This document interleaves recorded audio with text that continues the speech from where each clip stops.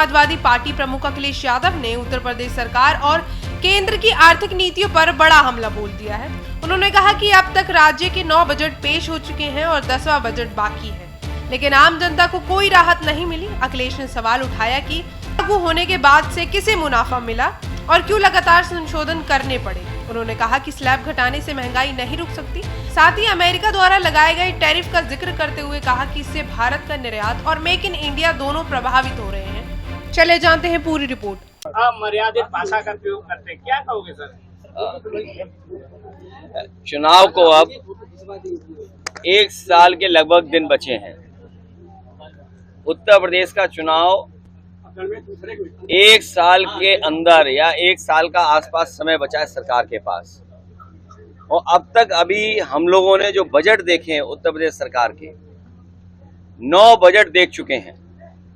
आखिरी बजट आना है जो अब आ जाएगा आने वाले समय में। दिल्ली की सरकार तीसरी बार चल रही है। हाल ही में हमें और आपको देखने को मिला कि एक ऐसा कानून जीएसटी जब लागू किया गया था तो ये बात कही गई थी कि व्यापार बढ़ेगा।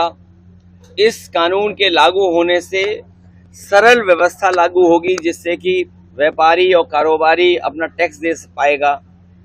शायद दुनिया में इकलौता जीएसटी कानून रहा होगा जिसमें इतने संशोधन हुए हैं, और इतने संशोधन होने के बाद भी आज फिर सरकार को संशोधन करना पड़ा और ये स्वीकार करना पड़ा कि हमें गरीबों को राहत पहुंचाने के लिए कानून में बदलाव लाना पड़ेगा। उसका जो स्लैब है वो बदलना पड़ेगा कृषि क्षेत्र में या ज़रूरत के सामान को लेकर के। तो सवाल ये है कि जीएसटी लागू होने से लेकर के अब तक आखिरकार सरकार ने किसको मुनाफा कमाने दिया? ये कौन लोग थे जो मुनाफा बेवजह कमा रहे थे? और याद रखना, कानून के और स्लैब के कम हो जाने से ये जो मुनाफा कमाने की जो आदत पड़ गई है वो मुनाफा कम नहीं होगा, महंगाई कम नहीं होगी। और दूसरी तरफ जो हमारा कारोबार बंद हो रहा है, अमेरिका ने जरूर टैरिफ लगाया है, हमारे कुछ काम पर कारोबार पर टैरिफ लगा दिया, लेकिन टैरिफ से ये लग रहा है कि भारतीय जनता पार्टी के नेताओं के मुंह पर भी टैरिफ लग गया है। आप उनसे सवाल नहीं पूछ सकते टैरिफ को लेकर के।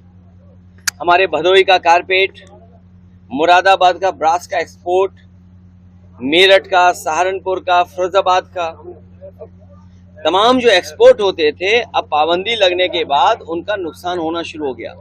उनका नुकसान होगा, कारीगर जो जुड़े उनका नुकसान होगा, अंततः हमारी अर्थव्यवस्था का नुकसान होने जा रहा है। अमेरिका अगर अपनी अर्थव्यवस्था को बचा रहा है या अपनी अर्थव्यवस्था को मजबूत कर रहा है तो हमें भी ये सोचना चाहिए कि हम अपनी अर्थव्यवस्था को कैसे बेहतर करें। उसके लिए हमें फैसला लेना चाहिए। मेक इन इंडिया बर्बाद हो गया।